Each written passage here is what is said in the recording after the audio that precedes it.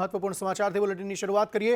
ગુજરાત એટીએસે નવસારીમાંથી ઝડપાયેલા આતંકી ફૈઝાન શેખની પૂછપરછમાં મોટો ઘટસ્ફોટ થયો છે।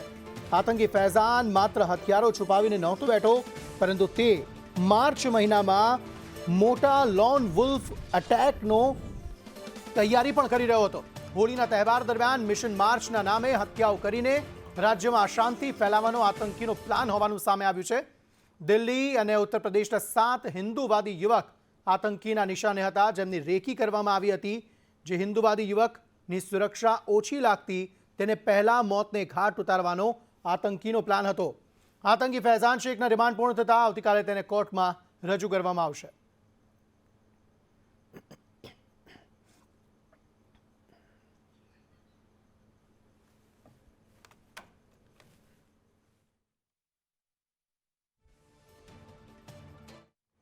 આ તરફ પાટણના રાધનપુરમાં વિક્રમ ઠાકોર સામે હવે રોષ જોવા મળી રહ્યો છે। દિનેશ ઠાકોરે વિક્રમ ઠાકોરને ચેતવણી આપી છે।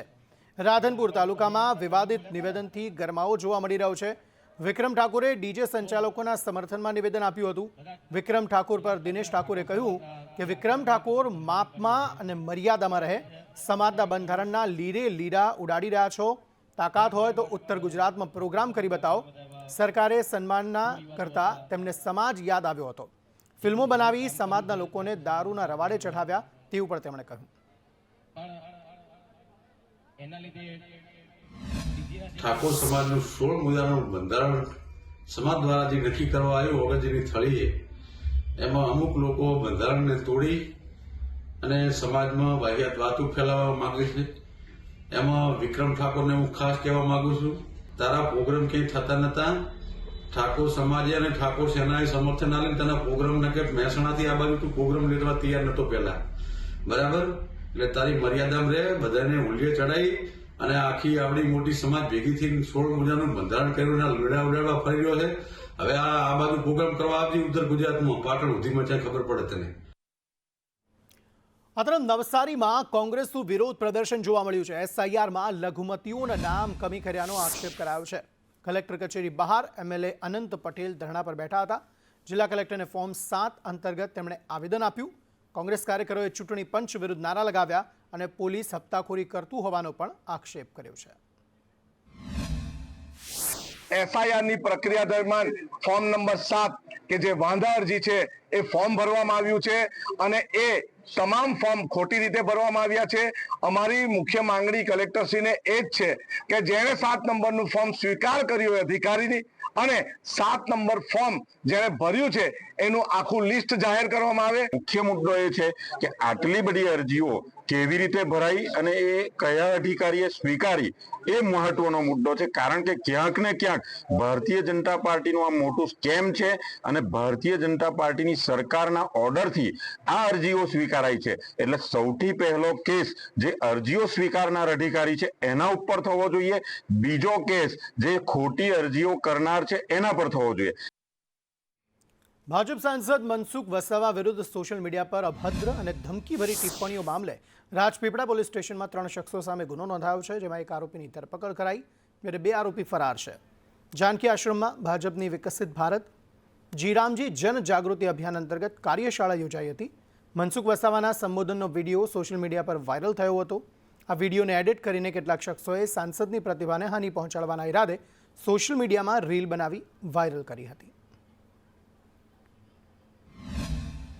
કેટલીક ઇન્સ્ટાગ્રામ આઈડી દ્વારા અત્યંત અશ્લીલ, અભદ્ર, ધમકીભર્યા અને લોકસભા ક્ષેત્રના સાંસદને પ્રતિષ્ઠાને હાનિ પહોંચાડે એવા ઈરાદાથી ઇન્સ્ટાગ્રામ આઈડી પર વિડીયો પોસ્ટ કરવામાં આવેલા હતા। તેમના વિરુદ્ધ ગુનો દાખલ કરવામાં આવેલો છે, જેનામાંથી એક AK જોહાર 20 આઈડી જે છે એના જે આઈડી ધારક છે લાલો નાગજી ડામોર કે જે ગરબાડા તાલુકા દાહોદના રહેવાસી છે, તેમની અટક કરવામાં આવેલી છે।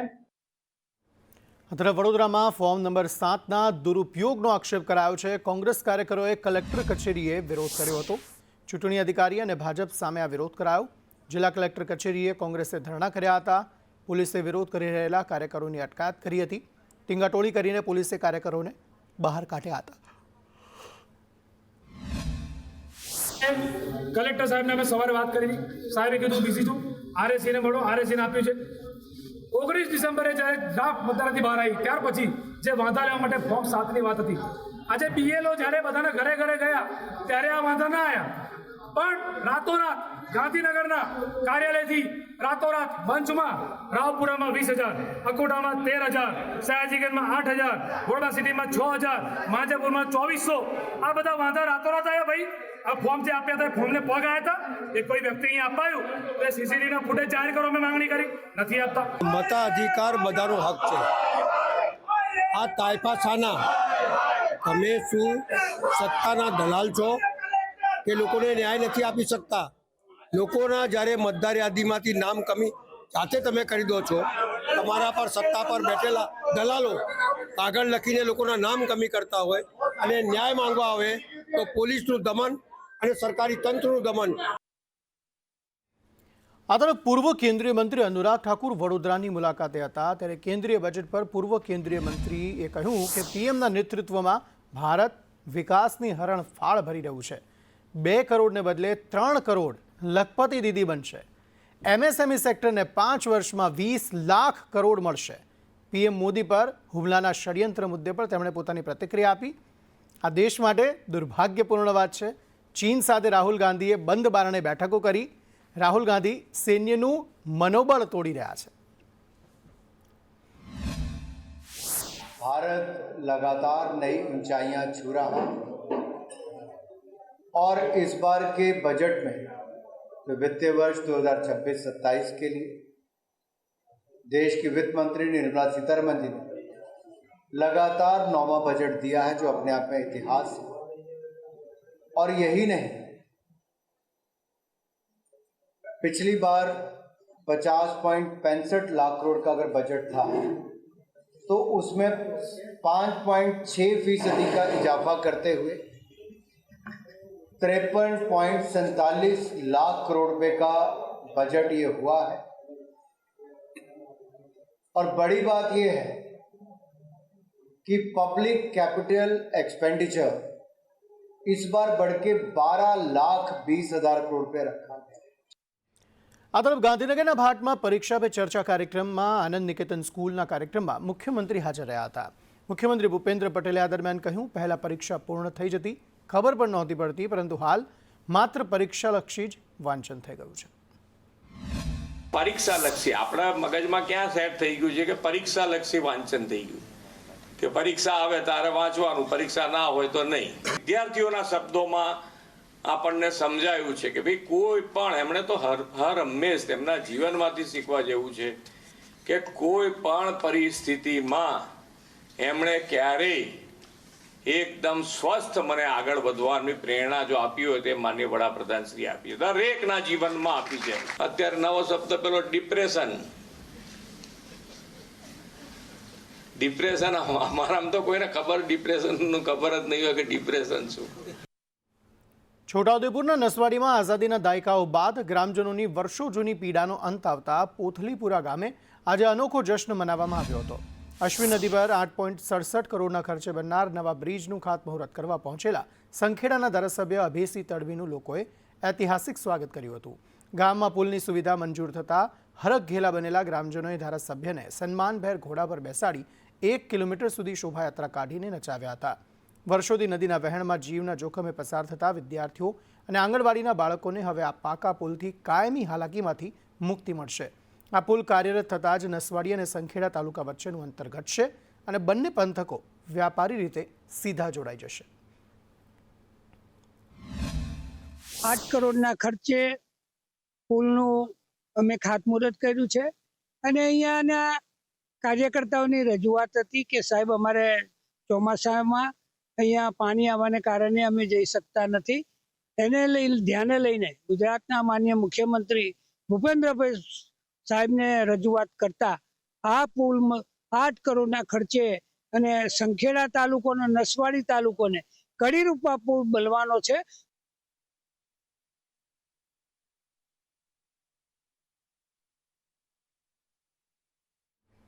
સુરતના સરથાણામાં એનર્જી એક્સપોના મંચ પરથી બિહારના રાજ્યપાલે ગર્જના કરતા જણાવ્યું કે બિહાર ભલે પાછળ હોય પણ બિહારી ક્યારેય પાછળ નથી. સુરતના વિકાસમાં 7 લાખ બિહારીઓના પરસેવાનો હવાલો આપી તેમણે શ્રમિકોની મહેનત અને લદ્દાખ સુધી ફેલાયેલા તેમના કૌશલ્યને બિરદાવ્યું હતું. પાકિસ્તાન પર આકરા પ્રહાર કરતા તેમણે રોકડીયો જવાબ આપ્યો કે જો તેઓ ભારતમાં રમવા નહીં આવે તો નુકસાન પાકિસ્તાનનું જ છે. भी लोग म्यूनिसिपल कॉरपोरेशन भी है, गुजरात सरकार भी है और यहाँ की जैसे चैम्बर ऑफ कॉमर्स जैसी संस्थाएं हैं, मैं उन सबको बधाई देता हूँ क्योंकि आपकी कामयाबी जब होती है तो ये कामयाबी के फल आप तक सीमित नहीं रहते, दूसरे लोगों को भी आपके पद चिन्हों पे चलने के लिए प्रेरित करते हैं. तो इसलिए मुझे ये हमेशा बहुत अच्छा, आपको मालूम है पिछले 1-1.5 महीने में ये मेरा 3रा विजिट है.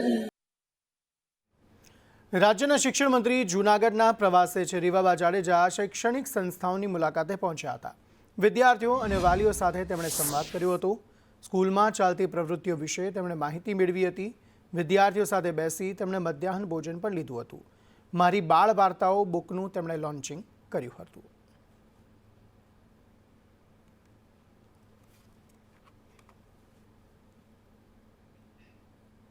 સૌરાષ્ટ્ર યુનિવર્સિટીના એમઓયુ મુદ્દે રાજકીય ગરમાવો જોવા મળી રહ્યો છે.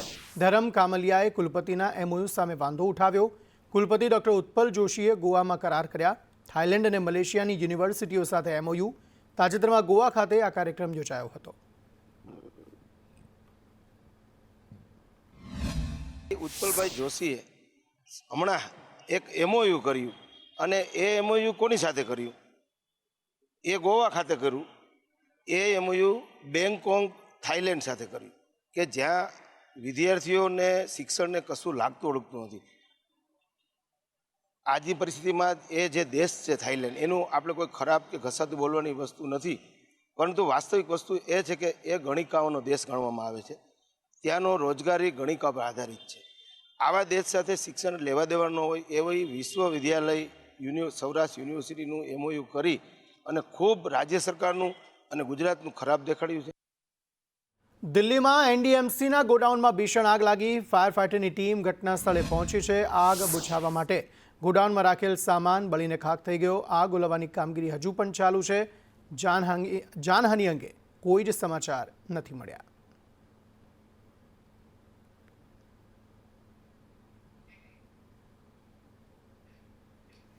જૂનાગઢની પવિત્ર ગિરનાર તળેટીમાં મહાશિવરાત્રિના મિની કુંભ મેળા પૂર્વે ભક્તિનો મહાસાગર ઘૂઘવી રહ્યો છે. જ્યાં ભવનાથ મહાદેવના શિખર પર 55 કિલોના ભવ્ય નૂતન ધ્વજદંડનું શાસ્ત્રોક્ત વિધિ સાથે સ્થાપન કરવામાં આવ્યું. ટોચ પર ત્રિશૂલ અંકિત ધરાવતા આ પિત્તળના દંડને ક્રેન અને કારીગરોની 8 કલાકની ભારે જહેમત બાદ મંદિરના ઊંચા ઘુમ્મટ પર બિરાજમાન કરાયો છે. આગામી 11 ફેબ્રુઆરીના રોજ આ દંડ પર વિધિવત ધ્વજારોહણ સાથે મેળાની ધાર્મિક વિધિઓનો મંગલ પ્રારંભ થશે. લાખો શ્રદ્ધાળુઓ અને સાધુ સંતોના આગમનને વધાવવા અત્યારે ભવનાથ ક્ષેત્ર ફૂલો અને રોશનીના શણગારથી ઝગમગી ઉઠ્યું છે. શિવરાત્રિના આ મહાપર્વમાં નૂતન ધ્વજદંડની આભા ભક્તો માટે આસ્થા અને આકર્ષણનું વિશેષ કેન્દ્ર બની રહેશે.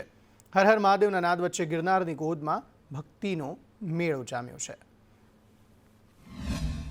સાહેબે મને કીધું તો અહીંયા એ પ્રમાણે મેં 55 કિલોનો પિત્તળનો ધ્વજદંડ બનાવ્યો છે અને એને ગોલ્ડન પાલિશથી આખો આજે અત્યારે હું ફિટ કરીને હમણાં હેઠે ઉતરો છું. આ જુનાગઢમાં માલીવાળા રોડ ઉપર માધવ મેટલ આર્ટ મારી દુકાન છે અને ત્યાં જ કામ કરું છું ને શોખથી કામ કરું છું. આ ગિરનારના જંગલમાં ઘણા બધા કામ મેં કર્યા છે. માનનીય જિલ્લા કલેક્ટર સાહેબના માર્ગદર્શનમાં આ મંદિરની સમગ્ર રિનોવેશનની કામગીરી છે એ હાથ ધરવામાં આવી છે. તેમાં મંદિરનો જે ધજાદંડ છે એ પણ બદલવામાં આવ્યો છે. આ જે ધજાદંડ છે એના વજન 55 કિલો છે. અમારા જૂનાગઢના કારીગર શ્રી અમિતભાઈ કંસારા એમની પાસે અમે આ કામગીરી કરાવેલી છે. આ તરફ વાવ થરાદની આશા વર્કરોએ રજૂઆત કરી છે મુખ્યમંત્રીને ટપાલ લખીને તેમણે રજૂઆત કરી.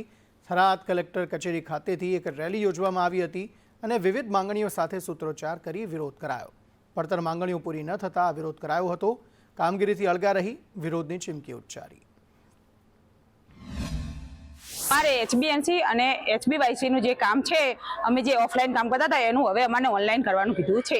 ઓનલાઈન એન્ટ્રી ના કરીએ તો કે એનું તમને ઇન્સેન્ટિવ મળશે નહીં. તો સરકાર શ્રી દ્વારા અમારે એવી માંગણી છે કે અમારે જે ઇન્સેન્ટિવ જે 250 રૂપિયા છે એની જગ્યાએ અમારે ઇન્સેન્ટિવમાં વધારો કરે.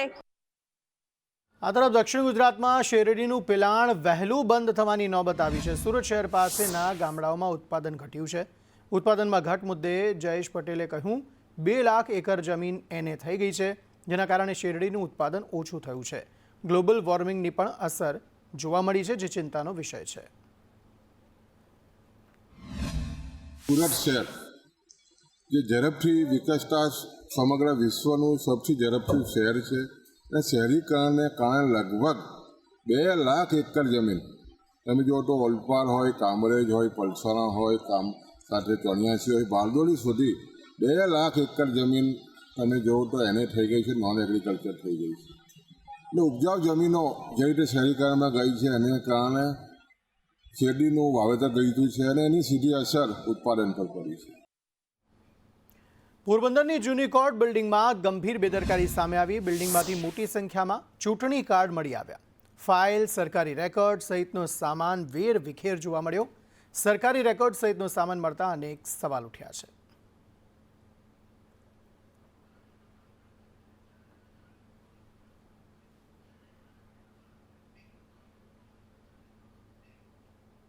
સુરતના માંગરોળમાં વીજળીને લઈને હોબાળો થયો. વીજળીના ધાંધિયા સામે જેટકો ઓફિસમાં હોબાળો મચાવવામાં આવ્યો.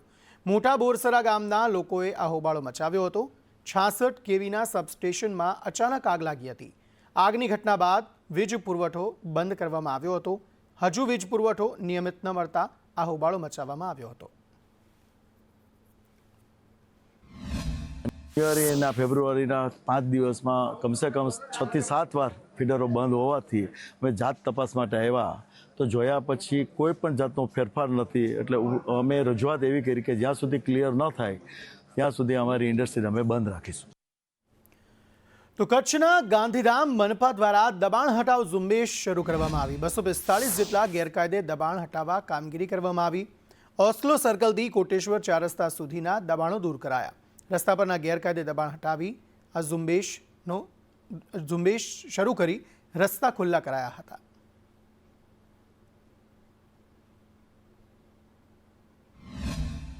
ગૌરવ પથ રોડ મંજૂર થયો છે. એની કામગીરીના ભાગરૂપે ઓસ્લો સર્કલથી લઈને જે આંબેડકર માર્કેટ કહેવાય છે એ કેબિનોને નોટિસ આપવામાં આવેલ. જે નોટિસ આપવામાં આવેલ એના પ્રતિક્રિયામાં કેબિન ધારકો દ્વારા સ્વૈચ્છિક રીતે પોતાની કેબિનો ખાલી કરવામાં આવેલ અને એ જ કામગીરી આગળ વધાવતા આજે અમે 245 જેટલી જે કેબિનો છે તેને ત્યાંથી દબાણ દૂર કરવા માટે જરૂરી મશીનરી અને મહાનગરપાલિકાની ટીમ અને પોલીસ સાથે કામગીરી આજે પૂર્ણ કરવામાં આવશે. આ તરફ શનિવારે અંબાજીના વિકાસ કાર્યોનું ખાતમુહૂર્ત કાર્યક્રમ છે. સીએમના હસ્તે ₹950 કરોડના વિકાસ કાર્યોનું ખાતમુહૂર્ત થશે. મુખ્યમંત્રી સાથે અન્ય 4 મંત્રીઓ પણ હાજર રહેશે. મુખ્યમંત્રી શક્તિ કોરિડોર પ્રોજેક્ટનું ખાતમુહૂર્ત કરશે. ત્રિશુલિયા ઘાટી ખાતે શ્રી શક્તિ ત્રિશુળ લોકાર્પણ કરશે. મુખ્યમંત્રીના આગમનને પગલે તંત્ર દ્વારા તૈયારીઓને આખરી ઓપ અપાયો.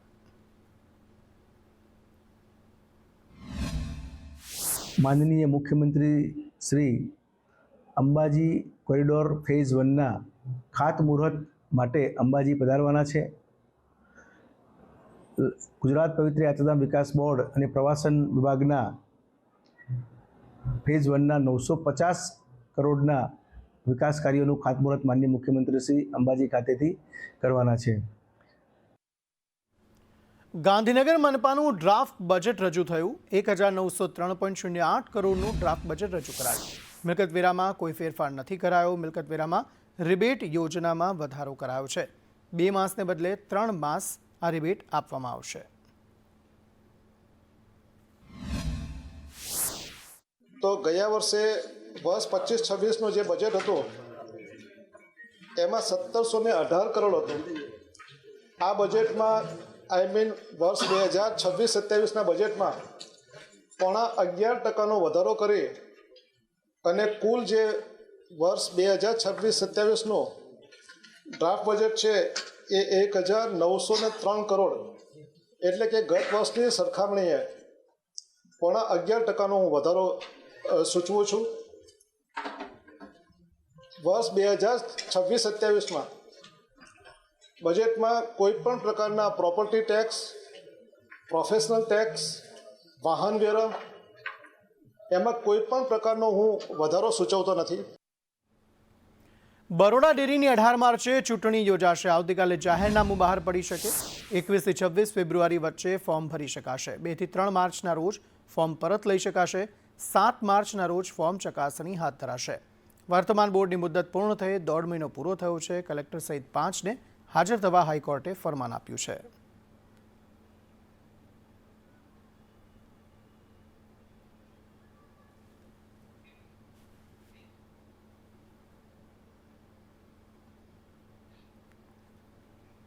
એશિયાના સૌથી મોટા મસાલા બજાર ઊંઝામાં નવા અજમાની આવક શરૂ થઈ ગઈ છે, પરંતુ કમોસમી વરસાદે ખેડૂતોના મોંમાં આવેલો કોળિયો છીનવી લીધો હોય તેવા દ્રશ્યો સર્જાયા. માર્કેટયાર્ડમાં અત્યારે દરરોજ 200 થી 250 ગુણી અજમાની આવક થઈ રહી છે, જેમાં ખેડૂતોને પ્રતિમણ 2500 થી 3500 રૂપિયા સુધીના ભાવ મળી રહ્યા છે.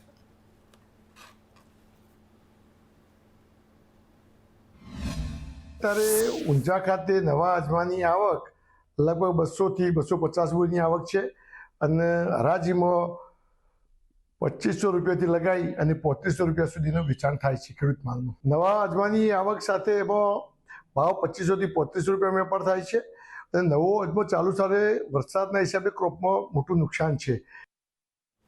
જ્યાં મજબૂત ઇરાદા અને અતૂટ ધીરજ હોય ત્યાં મોંઘી ટેકનોલોજી પણ કોઠાસૂદ સામે ઘૂંટણ ટેકવે છે, જે ખેરાલુના મછાવા ગામના રમેશભાઈએ સાબિત કરી બતાવ્યું છે. ડીઝલ અને વીજળીના મોંઘા ભાવથી પીડાતા જગતના તાત માટે રમેશભાઈની 10 વર્ષની મહેનત આજે વહેતા પાણીમાંથી જળક્રાંતિ બનીને ઉતરી આવી છે.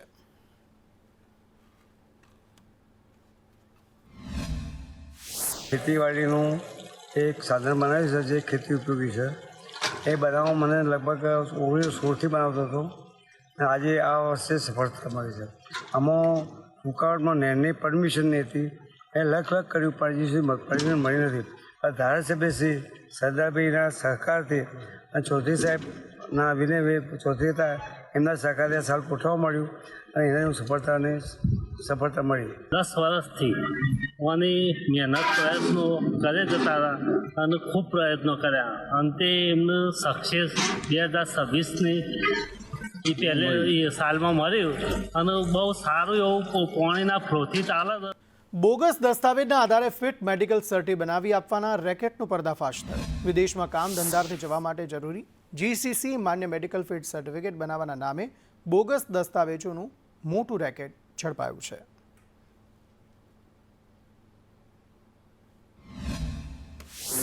જે વિદેશમાં નોકરી જવા માટે જે સર્ટિફિકેટ લેવાનું હોય મેડિકલ સર્ટિફિકેટ, એમાં એ પોતે અનફિટ હતા, એટલે એમણે કોઈ ફિટ વ્યક્તિનો ફોટો પાસપોર્ટમાં ફિટ કરીને અને એના જ પછી આધાર કાર્ડમાં પણ એનો ફોટો ફિટ કરીને અહીંયા આવેલ છે. તો એ બાતમી આધારે એમણે પોતાની સમગ્ર ટીમ સાથે વર્કઆઉટ કરીને એક સંજય લુહાર નામની એક વ્યક્તિની ધરપકડ કરી છે અને એમની પાસેથી એક પાસપોર્ટ મળી આવે છે. આ સંજય જે છે એ પોતે ફિટ છે, પણ એ જેના વતી આવેલા છે એ જેનું નામ છે એ પાસપોર્ટમાં એ વ્યક્તિ અલગ છે, એટલે એ બાબતે ગુનો રજીસ્ટર કરીને એમને હસ્તગત કરવામાં આવેલા છે. દ્વારકામાં વન્યજીવોનો શિકાર કરનાર 2 આરોપીની ધરપકડ કરાઈ. 1 માસથી નાસ્તા ફરતા 2 આરોપીને વન વિભાગે ઝડપી પાડ્યા. સિકંદર ભીખુ ઢોકી, આસિફ ઇસ્માઇલ રાડિયાને ઝડપી પડાયા. જાળ, પતંગ દોરી અને પૂંછડી સહિતનો સામાન તેમની પાસેથી જપ્ત કરાયો. દ્વારકા રેન્જની અંદર જે યાયાવર પક્ષીઓ કુંજ આવે છે એનો એક આપણે 3/1ના રોજ જે ગુનો બનેલ હોય એ ગુના સબબ જે ફરાર ભાગી છૂટેલા આરોપીઓ હોય છે એમાંથી 2 આરોપીઓને અમે અટક કરી અને નામદાર અદાલતમાં રજૂ કરતા એમને જિલ્લા જેલ ખાતે જિલ્લા જેલ વોરંટ ભરી આપેલ છે. લગભગ 2007-8માં પણ અમારા રેન્જ દ્વારા આવા ગુના થયેલા છે, ગુનાના ડિટેક્ટ થયેલા છે રેન્જમાં, અને વારંવાર આવા લોકો ગુના કરે છે અને એક પોતાના શોખ માથે થઈને, કારણ કે આનો કોઈ મોટો વેપાર બારે કરતા હોય એવું નથી જણાતું, પણ એક પોતાનો શોખ છે કે ભાઈ કુંજનું માંસ છે એ ઓઇલી હોય તો એમાં ગરમી વધારે હોય છે અને એના માટે થઈને એક શોખથી આનો શિકાર કરતા હોય છે. રાજ્યમાં બેવડી ઋતુની અસર રહેવાની છે. સવારે ઠંડી અને બપોરે ગરમીનો અહેસાસ થશે. રાજ્યમાં હવામાન વિભાગનું અનુમાન અમદાવાદમાં લઘુત્તમ તાપમાન 17 થી 18 ડિગ્રી રહેશે. મહત્તમ તાપમાન 30 થી 32 डिग्री आसपास रही શકે છે. गुजरात स्टेट के लैंड रीजन पे जो विंड की डायरेक्शन प्रिवेल करेगी वो north easterly to easterly wind prevail करेगी. तो अभी जो आने वाले 7 दिनों के लिए मौसम मिनिमम टेम्परेचर रहेगा वो ज़्यादा सिग्निफिकेंट चेंज नहीं होगा, यानी आने वाले 7 दिनों में मिनिमम टेम्परेचर नोडा चेंज में रहेगा. રાજકોટ જિલ્લાના ધોરાજીમાં ઋતુજન્ય રોગચાળો વકર્યો છે. ધોરાજી સિવિલ હોસ્પિટલમાં દર્દીઓની સંખ્યામાં વધારો થયો. દર્દીઓની સંખ્યામાં થયેલ વધારાને લઈને સિવિલ હોસ્પિટલ તંત્ર સજ્જ છે. સિવિલ હોસ્પિટલમાં નર્સિંગ સ્ટાફ, ડોક્ટર સહિત દવા, ઇન્જેક્શનનો જથ્થો ઉપલબ્ધ છે. હાલમાં અમારી હોસ્પિટલ ખાતે અંદાજે દરરોજના 600 દર્દીઓ ઓપીડીમાં લાભ લે છે. મુખ્યત્વે અત્યારે ઋતુજન્ય રોગો કહીએ તો અપર રેસ્પિરેટરી ટ્રેક ઇન્ફેક્શન, શ્વસન તંત્રના રોગો, એમાં લગભગ 20% જેટલા દર્દીઓ હોય છે. અને તમામ દર્દીઓ અમારી હોસ્પિટલ ખાતે ફિઝિશિયન વર્ગ 1 પણ ઉપલબ્ધ છે. અંદાજે અમારે જોઈએ છે ગુજરાતમાં વધારેમાં વધારે ઓપીડી અમારી હોસ્પિટલની